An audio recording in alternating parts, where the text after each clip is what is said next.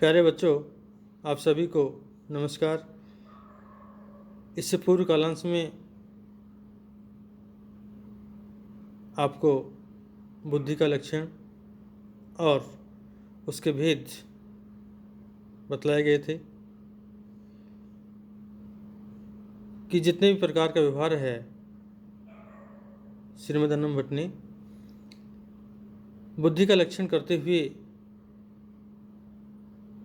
अन्य कई जो महत्वपूर्ण तत्व हैं,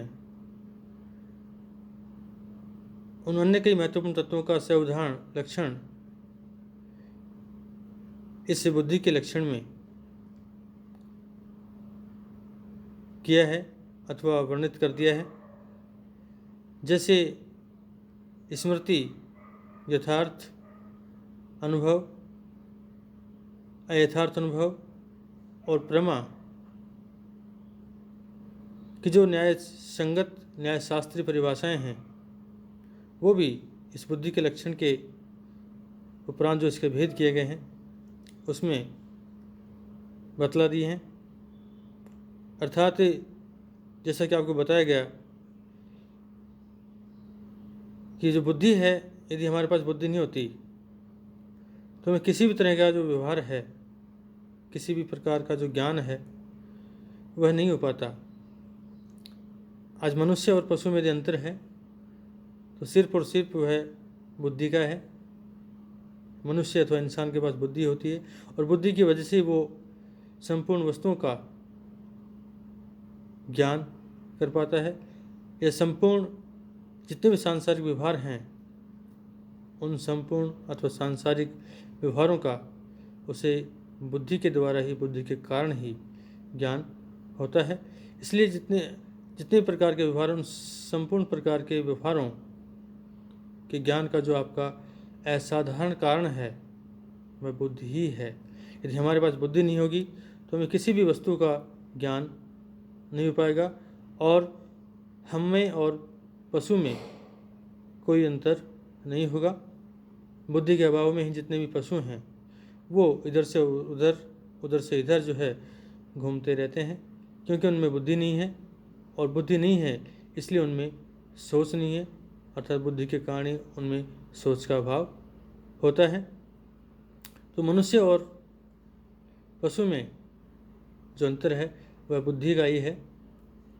और बुद्धि होने के कारण हम किसी भी तरह का व्यवहार जो करने में सक्षम होते हैं। अर्थात यूँ कहें कि हम हर वस्तु का ज्ञान जो है, चाहे वो किस रूप में हमारे लिए है, अच्छी है अथवा बुरी है, ये सारा हम सोच विचार, तर्क वितर्क आदि उस वस्तु के विषय में कर सकते हैं।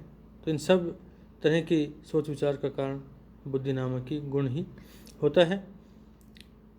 उस बुद्धि के सबसे पहले, जैसे कि आपको बताया गया था, दो भेद किए गए, स्मृति और अनुभव।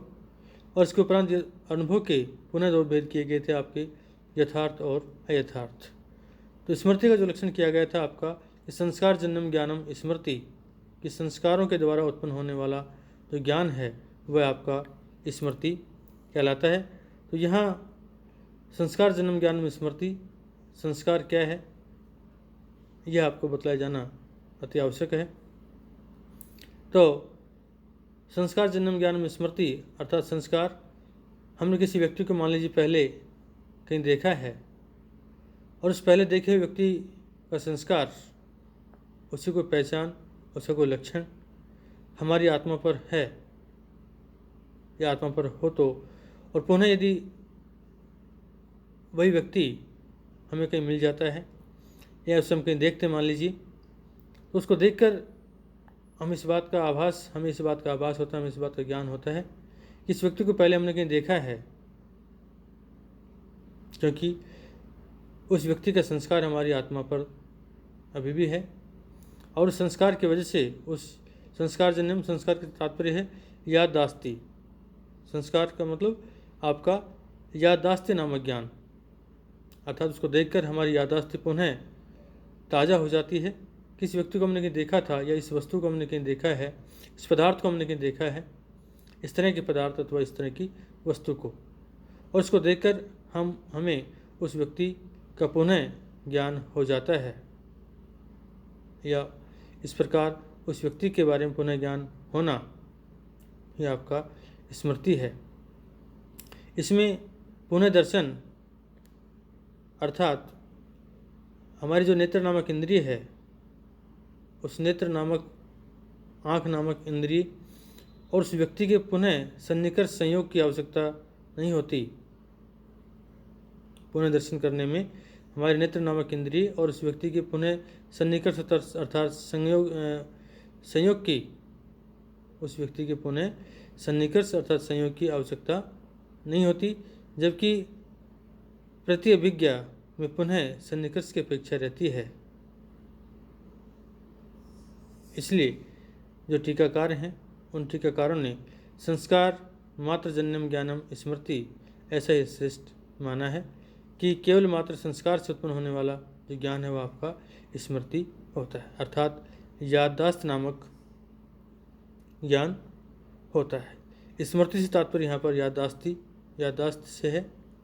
उस याददाश्त के आधार पर यदि पुनः हम दोबारा से किसी व्यक्ति को देखते हैं और देख करके उसका हमें ज्ञान होता है कि यह वही पहले वाला व्यक्ति है जिसको हमने पहले कहीं देखा था, तो इस तरह का जो ज्ञान है आपका वह है स्मृति अर्थात याददाश्त नामक ज्ञान है। और दूसरा आपका इसका भेद था अनुभव। अनुभव के आधार पर होने वाला जो ज्ञान है आपका अनुभव होता है। किसे तद भिन्नम ज्ञानम अनुभव है, संस्कार जन्म ज्ञान में स्मृति और तद भिन्नम ज्ञानम अनुभव है, और तत्व उस स्मृति नामक अर्थात संस्कार आदि से भिन्न प्रकार का बोध अनुभव है। इस संस्कार से उत्पन्न होने वाले ज्ञान से भिन्न प्रकार का जो बोध अर्थात ज्ञान ही आपका क्या है, अनुभव है। अर्थात स्मृति ज्ञान से भिन्न किसी वस्तु का प्रथम बार ही वास्तविक बोध हो जाना आपका अनुभव है।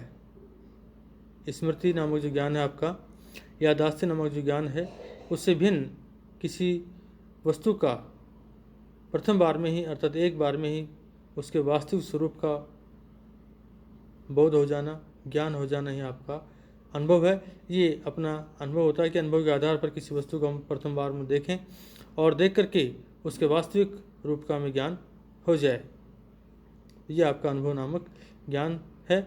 और उस अनुभव के आपके दो भेद किए गए हैं, यथार्थ अनुभव और आपका दूसरा अयथार्थ अनुभव।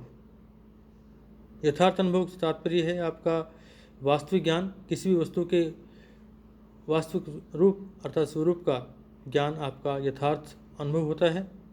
कि जैसे कि आपको उदाहरण दिया गया इसमें कि रस्तेदम रस्तम इति ज्ञानम, कि चांदी में चांदी के रूप की ही प्रतीति होना अर्थात चांदी में चांदी की ही प्रतीति होना, या मान लीजिए कहें कि सोना है, स्वर्ण में स्वर्ण की ही प्रतीति होना, लोहे में लोहे की ही प्रतीति होना, यानी उसके उस रूप की ही प्रतीति जिस रूप में वह है उसमें उसके उस रूप की प्रतीति होना आपका यथार्थ अनुभव होता है। और अयथार्थ अनुभव से तात्पर्य आपका जो नहीं है उसके उपरांत भी उसमें उसके अभाव की प्रतीति होना आपका अयथार्थ अवास्तविक अनुभव होता है। तो तद्वती तत्प्रकार को अनुभव यथार्थ है, अर्थात जो जैसा है, तद्वती जो जैसा है तत्प्रकार को उसमें वैसी ही अनुभूति होना, उसमें वैसा ही अनुभव होना या उसके उसी रूप की अनुभूति होना आपका यथार्थ अनुभव है। जैसे रजत्व युक्त रजत में चांदी से युक्त बने हुए पात्र में रजत्व युक्त रजत की ही प्रतीति होना अर्थात चांदी के रूप की ही प्रतीति होना, चांदी के बर्तन में चांदी की ही प्रतीति होना आपका यथार्थ अनुभव है। इसी यथार्थ अनुभव को तर्कशास्त्र में आपका प्रमा कहा गया है कि स एव परमा इति उच्यते, अर्थात वही प्रमा है, अर्थात वही आपका यथार्थ अनुभव अर्थात प्रामाणिक ज्ञान। प्रमा तात्पर्य यहाँ पर है, प्रमा से तात्पर्य है प्रामाणिक ज्ञान से अर्थात वास्तविक ज्ञान से, तो इसे ही तर्कशास्त्र में आपका प्रमा कहा गया है। यानी किसी वस्तु के यथार्थ अनुभव को, वास्तविक अनुभव, वास्तविक ज्ञान को तर्कशास्त्र में आपका प्रमा कहा गया है। तर्क भाषाकार ने प्रमा का लक्षण करते हुए यही लिखा है कि यथार्थ अनुभव है प्रमा, अर्थात यथार्थ अनुभव ही प्रामाणिक ज्ञान है, वही प्रमा कहलाता है। और दूसरा भेद था आपका इसका अयथार्थ अनुभव। तद अभावती तत्प्रकार को अनुभव अयथार्थ है, अर्थात तत् अभावती जिसमें जो नहीं है, तत् अभावती जिसमें जो नहीं है, जिसका अभाव है। जैसे मान लीजिए चांदी में चांदी है ही नहीं, या सीपी में चांदी है ही नहीं, इसके उपरांत भी हम कहें कि जो आपका सुक्तव कि सीपी में इदम रत्नम ये चांदी है, जबकि सीपी में आपकी चांदी है ही नहीं, और इसके उपरांत भी सीपी में कहा जाए कि चांदी है, तो इसका इस प्रकार का जो आपका अयथार्थ अनुभव है, वास्तविक है, झूठा ज्ञान कहने का तात्पर्य वो आपका अयथार्थ अनुभव कहलाता है कि जिसमें जो नहीं है उसमें उसकी मिथ्या प्रतीति होना अयथार्थ अनुभव है। जिसमें जो है ही नहीं, मान लीजिए सीपी में चांदी है ही नहीं, और इस चांदी नहीं होने के उपरांत भी कहा जाए कि ये चांदी है, तो उसमें उसकी मिथ्या झूठी प्रतीति होना आपका अयथार्थ अनुभव है। जैसे चांदी में चांदी, न सीपी में चांदी नहीं है, किंतु इसके उपरांत भी कहा जाए कि सीपी में चांदी है, तो सीपी में उस चांदी की मिथ्या प्रतीति होना आपका अयथार्थ अनुभव है। और अयथार्थ अनुभव को मिथ्या ज्ञान या भ्रम ही कहा जा सकता है, अर्थात अयथार्थ अनुभव को मिथ्या ज्ञान या भ्रम हम कह सकते हैं। तो इस तरह से यह पुनः आज इस कालांश में हमने उस बुद्धि के जो दो भेद किए गए थे, सबसे पहले स्मृति और अनुभव, और फिर उसके उपरांत अनुभव के दो भेद किए गए आपके यथार्थ और अयथार्थ, इनको विस्तार से आपको समझाया गया। और अगले कालांश में हम यथार्थ अनुभव के जो भेद किए गए हैं, यथार्थ अनुभव आपका 4 प्रकार का होता है। प्रत्यक्ष, अनुमिति, उपमिति और सब भेद से यथार्थ अनुभव आपका 4 प्रकार का होता है, और उनके जो कारण हैं, अर्थात जो आपके असाधारण कारण हैं, वह भी 4 प्रकार के ही होते हैं। इन पर हम अगले कालांश में प्रकाश डालेंगे।